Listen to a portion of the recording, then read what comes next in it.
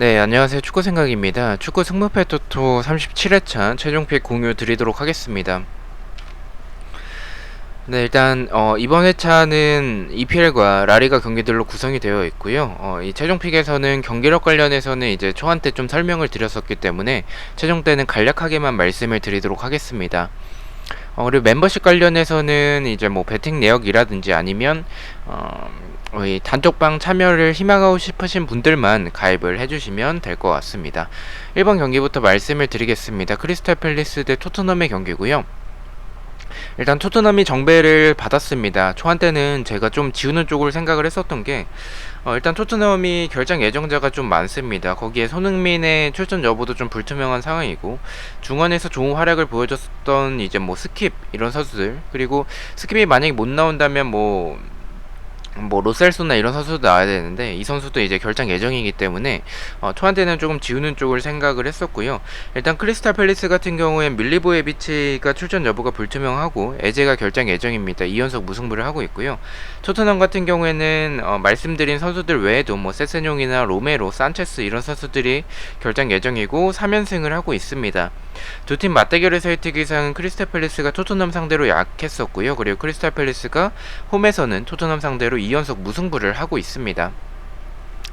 말씀드렸듯이 초안 때는 좀 지우는 쪽을 생각을 했었습니다. 토트넘의 결정 예정자가 좀 많은 상황이고 4연승을 뭐 할 수도 있겠지만 크리스탈 팰리스가 분명히 라인을 좀 내리고 플레이하는 성향이 좀 강하기 때문에 토트넘의 스타일을 봤었을 때 좀 상성이 그렇게 좋지는 않다라고 판단을 했습니다. 그래서 초안 때는 오히려 크리스탈 팰리스 역습에 좀 당할 가능성도 있다라고 생각을 해서 지우는 쪽을 생각을 했었는데 최종 때는 그래도 토트넘이 이번 시즌 뭐 경기력이 좋다라고 보긴 좀 어렵지만 그래도 결과를 계속 지속적으로 좀 만들어오는 그런 모습들, 그리고 크리스탈 팰리스가 뭐 경기력이 좋다라고 보긴 좀 어렵고 자에게 너무 의존도가 좀 높기 때문에 크리스탈 팰리스도 믿기는 좀 어렵다라고 판단을 했습니다. 무패 투픽이면 좀 막을 수 있지 않을까라고 생각을 하고 있고 단통으로 토트넘을 가기에는 좀 배당도 높고 좀 이 결정 예정자도 많기 때문에 저는 무패 투픽이면 좀 안전하지 않을까라고 판단을 했습니다. 그래서 초안 때는 좀 승패 방향을 좀 생각을 해서 지웠다가 저는 무패 투픽으로 토트넘 사이드로 가져가 보도록 하겠습니다.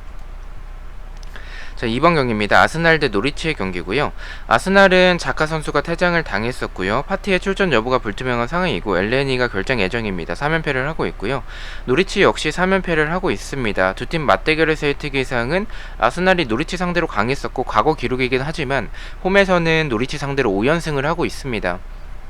일단 뭐 아스날이 이 정도의 배당을 받았다. 국내 배당에서는 1.4점대 배당을 받지 않을까라고 생각을 하는데 일단 아스날을 좀 믿기는 좀 어렵습니다. 일단 투표율도 좀 많이 몰린 경기라서 제가 초안 때도 이 경기 좀 투표율이 많이 몰린다면 이변도 좀 고려하겠다라고 말씀을 드렸지만 지금 노리치도 사실 좋지는 않습니다. 아스날도 분명히 좋은 상황은 아니지만 개막전 이후로 지금 3연패를 하고 있는 게 기록이라고 해요. 그래서 4연패까지 가진 않을 것 같고 아스날 사이드인데 조금 불안하신 분들은 승무 투픽이면 좀 괜찮아 보이긴 합니다. 하지만 저는 이 경기에 폴더를 쓰기에는 그래도 아스날이 이름값이 있고 노리치의 수비가 단단하지 않기 때문에 노리치 정도는 그래도 이 복귀한 선수들이 있어서 잡아낼 수 있지 않을까라고 판단을 하고 있습니다. 아스날의 단통 승을 가져가 보도록 하겠습니다. 자, 3번 경기입니다. 브랜트퍼드 대 브라이튼의 경기고요. 브랜트퍼드는 2연속 무승부를 하고 있고요. 브라이튼 같은 경우에 마치의 출전 여부가 불투명한 상황이고 램프티가 결장 예정입니다. 일단 브라이튼이 정배당을 받았어요. 약간 의아하긴 한데 저는 그래도 홈에서의 브랜트퍼드에게 정배당을 주지 않을까라고 생각을 했는데 뭐 브라이튼이 일단은 정배당을 받았습니다. 뭐 정배당과 역배당의 차이가 크진 않습니다. 그래도 정배당을 받았다라는 부분이 있을 것 같고요. 브라이튼은 램프티가 이번 시즌 지속적으로 출전을 하지 못하고 있는 상황이라서 사실 경기력에서의 좋은 부분들은 분명히 있지만 압박도 좋고 활동량도 많습니다. 크로스도 좋은 편이고 역습도 준수한 편인데 결정력에 있어서 좀 아쉬운 부분들, 그리고 경기가 답답할 땐 굉장히 좀 답답한 모습들을 좀 많이 보여주는 팀이라서 이 경기는 좀 굉장히 좀 어렵게 개인적으로 느껴지는 경기입니다. 그래서 승무패가 다 느껴지는 경기고 굉장히 고민을 많이 했습니다. 하지만 초안과 동일하게 저는 단통 무승부로 가져가 보도록 하고요. 무승부를 바라보는 부분은 저는 그래도 경기력에서는 브라이튼이 더 앞선다라고 생각을 해요. 브라이튼이 결정력이 아쉬울 뿐이지 경기력이 나쁜 팀은 아닙니다. 하지만 이 브라이튼의 수비적인 양점을 봤었을 때는 크로스나 세트피스에서의 실점이나 이런 공간에서의 그런 부분들, 브랜드퍼드가 역수비도 준수하고 제공권이 나쁘지 않은 팀이라고 생각을 해서 브라이튼 상대로 좀 노릴 수는 있다라고 생각을 합니다. 하지만 브라이튼 역시 좀 만만한 팀은 아니고 경기력 자체가 나쁜 팀은 아니기 때문에 그리고 또한 저는 브랜트퍼드보다는 브라이튼이 더 앞선다라고 생각을 해서 저는 이 경기는 무승부가 가장 적합할 것 같다라고 판단을 했습니다. 단통 무승부를 가져가 보도록 하겠습니다. 자, 4번 경기입니다. 레스터시티 대 맨시티의 경기고요.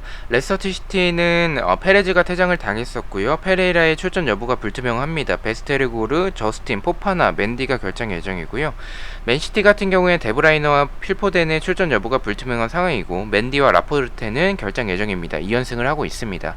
두 팀 맞대결에서의 특이사항은 무승부가 좀 적었었던 모습이 있습니다. 저는 개인적으로 이 경기는 최근에 5경기에서도 이 무승부가 없었고 승패 방향이 좀 좋지 않을까라고 판단을 했습니다. 그래서 레스터의 승도 가져가야 되나라고 고민을 하긴 했었지만 레스터의 승을 가져가기에는 지금 결정 예정자가 너무 많고 특히나 수비 쪽에 좀 공백이 많습니다. 맨시티도 물론 데브라이너나 필포덴의 출전 여부가 불투명한 부분은 좀 아쉽긴 하지만 그래도 뭐 그릴리시라든지 그래 제수스도 득점을 했었고요.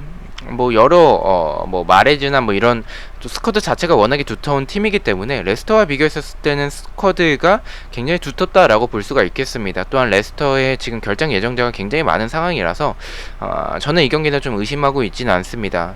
뭐 불안하시다면 승까지 바치는 것도 괜찮다라고 생각을 하지만 저는 단통 패만 가져가 보도록 하겠습니다. 자, 5번 경기입니다. 맨유 대 뉴캐슬의 경기고요. 맨유는 레시포드와 맥토미니가 결정 예정이고 산투의 출전 여부가 불투명한 상황입니다.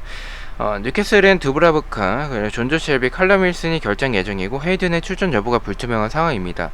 두 팀 맞대결에서의 특이사항은 맨유가 뉴캐슬 상대로 강했었고 3연승을 하고 있습니다. 홈에선 4연승을 하고 있고요. 이 경기는 투표율 1위 경기입니다. 배당도 굉장히 낮게 책정이 됐죠. 이 경기가 부러지면 좀 2월이 되지 않을까라고 생각을 합니다. 지금 경기력에서도 뉴캐슬이 지금 수비적으로 너무 좀 불안한 부분들이 많고요.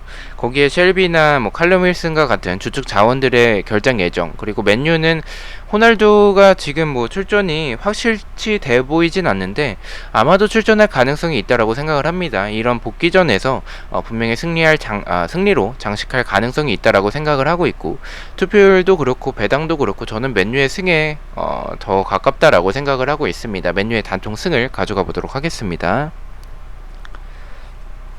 6번 경기입니다. 사우스햄튼 대 웨스트햄의 경기고요.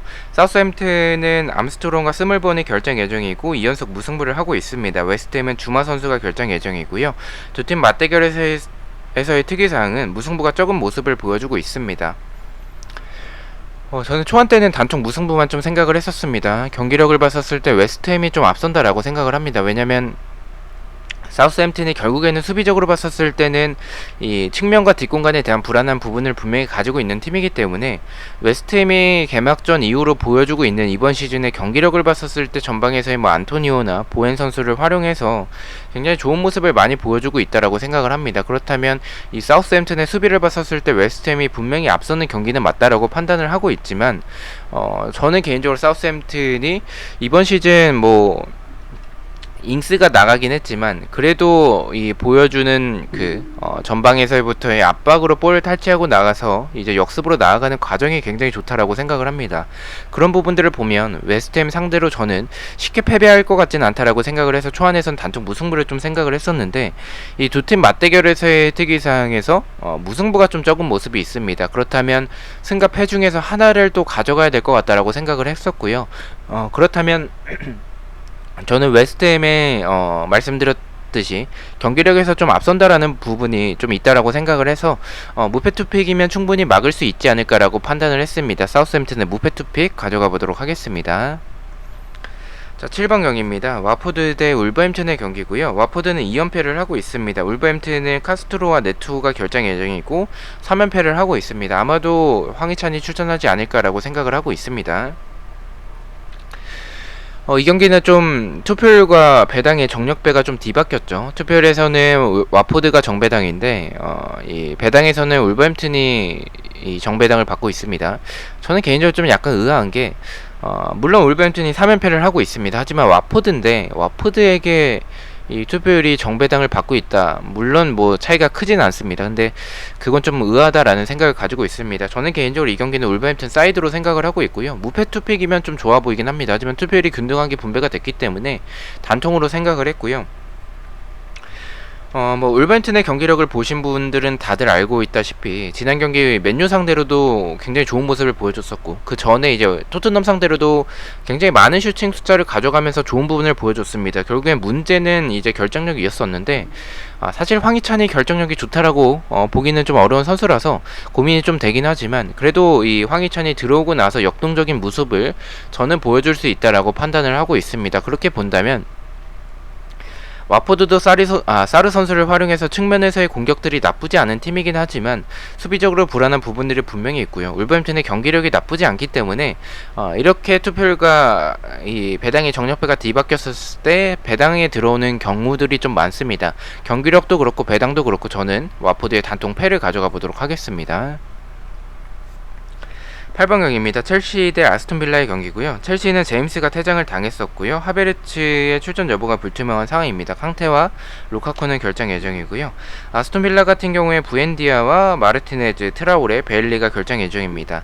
두 팀 맞대결에서의 특이사항은 첼시가 아스톤빌라 상대로 강했었습니다. 일단 첼시도 루카쿠나 이제 캉테 이런 주축 자원들의 결장 예정이 좀 아쉬운 부분들이 있습니다. 하지만 뭐 초반 때도 말씀을 드렸지만 출혈이 더 큰 부분은 아스톤빌라의 부엔디아나 마르티네즈 키퍼가 출전하지 못하는 게 더 크다라고 생각을 하고 있습니다. 첼시가 굉장히 낮은 정배당을 받았고요. 또한 아스톤빌라가 공격에 비해서 좀 수비가 아쉬운 부분들이 있는데 첼시가 지금 이 티모 베르너가 나온 다음에 결정력에 있어서 좀 아쉬운 부분들이 있긴 하겠지만 아스톤빌라의 수비가 워낙에 좋지 않은 팀이라고 생각을 해서 첼시가 무난하게 이길 경기가 되지 않을까라고 판단을 하고 있습니다. 첼시의 단통 승을 가져가 보도록 하겠습니다. 자, 9번 경기입니다. 오랜만에 라리가가 들어왔습니다. 레반테 대 라요의 경기고요. 레반테는 포스티고와 솔다도가 결정 예정입니다. 뭐 두 팀 맞대결에서의 특이사항은 없습니다. 일단 레반테가 정배당을 받았고요. 저는 초반 때도 말씀을 드렸지만 이 경기는 좀 승패 방향으로 생각을 하고 있습니다. 라요가 지난 경기 때 보여줬던 경기력 자체가 나쁘진 않았습니다. 이 공격진의 개인 능력도 좋았고 역습도 굉장히 좋았습니다. 하지만 이 개막하고 나서 2연패를 하다가 지난 경기 승리했었죠. 2연패를 하는 그 경기들을 봤었는데 수비적으로 좀 불안한 부분들이 많습니다. 두 팀 다 좀 수비적으로 불안한 부분들이 많습니다. 레반테도 미드진의 수비 가담이라든지 공간도 많고 이제 제공권도 좀 불안한 팀이고요. 그래서 이 두 팀의 수비를 봤었을 때 그리고 공격적으로 봤었을 때는 두 팀 다 역습에서의 템포가 좀 나쁘지 않은 팀이라서 승패 방향으로 나올 것 같습니다. 선제골을 넣는 팀이 이길 가능성이 저는 있다라고 생각을 하고 있고요. 그렇다면 선제골을 누가 넣느냐 이 문제인데 저는 그래도 레반테가 더 공격적으로 앞선다라고 생각을 합니다. 라요보다는 물론 지난 경기 때 라요의 모습만 생각을 해본다면 라요의 승도 가져가는 게 괜찮아 보이긴 하는데 저는 이 라요가 지난 경기는 좀 운도 따라줬다라고 생각을 하고 있기 때문에 레반테의 단통 승을 가져가 보도록 하겠습니다. 10번 경기입니다. 빌바오 대 마요르카의 경기고요. 빌바오는 베르시체와 마르코스가 결장 예정이고 마요르카 같은 경우에 앙헬과 산체스가 결장 예정입니다. 2연승을 하고 있고요. 두 팀 맞대결에서의 특이사항은 빌바오가 마요르카 상대로 강했었고 최근에 홈에서는 전승을 하고 있습니다. 물론 과거 기록이긴 합니다. 저는 이 경기는 좀 초반 때는 지우는 쪽으로 생각을 했었습니다. 마요르카의 경기력 그리고 이번 시즌 보여주는 이 퍼포먼스 자체가 뭐 순위에도 나와 있듯이 굉장히 좋다라고 생각을 했었습니다. 그래서 이 경기를 초반 때는 빌바오도 약간 의심적어서 승무표로 좀 지우는 쪽으로 생각을 했었는데 일단은 빌바오의 배당이 굉장히 낮게 책정이 됐습니다. 그리고 이 마요르카가 홈에 비해서는 원정에서 좀 약한 팀이라는 점을 생각을 했고요. 또한 이 빌바오가 수비가 굉장히 안정적인 팀이기 때문에 마요르카 상대로 공간을 많이 내주지 않을 가능성이 있습니다. 그렇다면 마요르카는 결국에는 좀 쿠보에게 의존을 해야 되는데 빌바오의 수비 정도라면 충분히 막아낼 수 있지 않을까라고 생각을 합니다. 그래서 이 경기는 빌바오가 득점을 하냐 못하냐의 경기가 될 가능성이 있다라고 생각을 하고 있고요. 빌바오의 단통 승도 괜찮아 보이긴 합니다. 하지만 무승부를 바친 이유는 빌바오가 결정력이 좀 아쉬운 부분들이 있고 마요르카의 경기력이 이번 시즌 좀 좋은 흐름도 좀 보여주고 있다라고 생각을 해서 무승부까지 좀 바치는 것도 괜찮지 않을까라고 판단을 했습니다. 빌바오의 승무 투픽 가져가 보도록 하겠습니다. 약간은 마요르카보다는 빌바오를 조금 못 믿어서 무승부까지 좀 받쳐서 가져가 보도록 하겠습니다. 11번 경기입니다. 에스파뇰 대 아틀레티코의 경기고요. 에스파뇰은 고메즈가 퇴장을 당했었고요. 아틀레티코는 펠릭스, 에레라, 수아레즈가 결장 예정입니다. 두 팀 맞대결은 뭐 많지 않았었기 때문에 특이사항은 없고요. 일단은 아틀레티코가 유리해 보이는 경기는 맞습니다. 투표율이 굉장히 많이 몰렸습니다. 하지만 배당이 왜 이렇게 높을까라는 부분에 있어서 좀 의심이 좀 많이 드는데 일단 뭐 그럴만도 한게 펠릭스나 에레라 그리고 수아레즈 다 주전 자원들이 지금 결장 예정입니다. 물론 제 생각에서는 뭐 쿠냐나 이번에 뭐 그리즈만도 영입을 했고요. 그리고 데파울도 영입을 했기 때문에 공백이 크다라고 볼 수는 없을 것 같습니다. 하지만 에스파뇰이 2년 전에 에스파뇰 좀 생각을 해보면 홈에서는 좀 호락호락한 팀은 아니었었고 무승부를 좀 잘 캐내던 팀이었습니다. 그런 모습을 좀 생각을 해본다면 이 에스파뇰의 수비와 경기력을 봤었을 때 분명히 아틀레티코가 훨씬 더 앞서는 부분이 많습니다. 또한 이 결장 예정자가 있더라도 아틀레티코가 분명히 앞서는 부분은 맞겠지만 이 에스파뇰이 이 2년 전의 그런 기억들 그리고 배당이 아틀레티코 쪽으로 좀 너무 높게 책정이 됐다라는 생각이 좀 들어서 무승부까지 좀 받쳐서 에스파뇰의 무패 투픽을 가져가 보도록 하겠습니다. 12번 경기입니다. 오사수나 대 발렌시아의 경기고요. 오사수나는 부디미르가 결정 예정이고 발렌시아는 블랑코가 결정 예정입니다. 두 팀 맞대결에서의 특이상 오사수나가 발렌시아 상대로 홈에서 2연승을 하고 있습니다. 저는 말씀드렸듯이 초안에서도 말씀드렸다시피 경기력은 발렌시아가 더 앞선다라고 생각을 해요. 오사수나도 경기력에 비해서 좀 결정력이 아쉬운 팀이고 분명히 공격진의 뭐 개인 능력이라든지 아니면 뭐 역습이나 크로스 공격, 뒷공간을 노리는 부분들 분명히 좋습니다. 하지만 이 부디미르가 없는 부분이 저는 좀 아쉽다라고 생각을 하고 있고요. 그리고 발렌시아가 예상과는 다르게 이번 시즌 좋은 활약을 좀 보여주고 있고 오사수나가 좀 수비적으로 불안한 부분들이 많기 때문에 원정에서의 발렌시아는 좀 믿기 어렵지만 그래도 지금 상황에서는 오사수나보다는 더 경기력에서 앞선다라고 생각을 했었기 때문에 초안에서 무패 투픽을 좀 가져갔었습니다. 하지만 투표율이 좀 균등하게 분배가 됐어요. 그리고 저는 오사수나가 정배당을 받을 수도 있다라고 생각을 했는데 생각보다 너무 낮은 정배당을 좀 받았다라고 생각을 합니다. 그래서 저는 이 경기는 좀 발렌시아의 승은 조금 무리가 있다라고 판단을 했고요. 그렇다면 이 투표율도 균등하게 분배가 된 만큼 단통으로 생각을 했고 단통이라면 저는 오사수나의 단통 무승부를 가져가 보도록 하겠습니다. 이 경기도 좀 굉장히 난해한 것 같아요. 그래서 무승부 쪽에 투표율이 좀 많이 몰렸기 때문에 오히려 오사수나의 승도 약간은 땡기긴 합니다. 하지만 경기력을 봤었을 땐 저는 발렌시아가 더 앞선다라고 생각을 해서 그렇다면 저는 무승부를 가져가 보도록 하겠습니다. 13번 경기입니다. 리즈 대 리버풀의 경기고요. 리즈는 코우 선수가 결정 예정이고 2연속 무승부를 하고 있습니다. 리버풀 같은 경우에 밀러와 피르미누 그리고 미나미노가 결정 예정이고 두 팀 맞대결에서의 특이상은 리즈가 뭐 과거 기록이기도 하지만 리버풀 상대로 최근 10경기 동안 승리가 없습니다. 그 부분 때문에 무패를 가져가야 되나라는 고민을 좀 많이 했습니다. 근데 저는 이 경기가 리버풀 쪽으로 이렇게 투표율이 좀 많이 몰릴 경기인가라는 좀 생각이 들고요.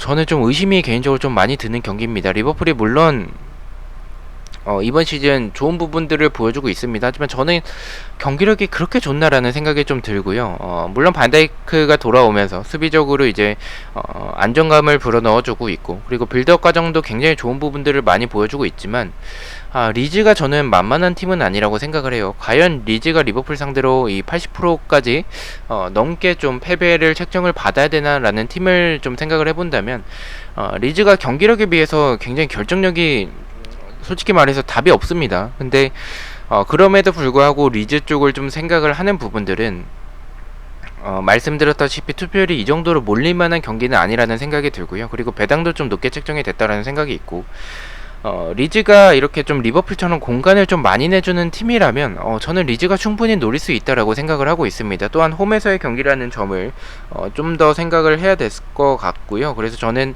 이변이라면 무승부도 좀 끌리긴 하지만 그래도 이 두 팀의 스타일을 봤었을 때 승패 방향일 것 같다라는 생각이 들고 이 경기 이변이 나온다면 무승부보다는 완전한 역배로 리즈의 승이 좀 나올 가능성도 있지 않을까라고 판단을 했습니다.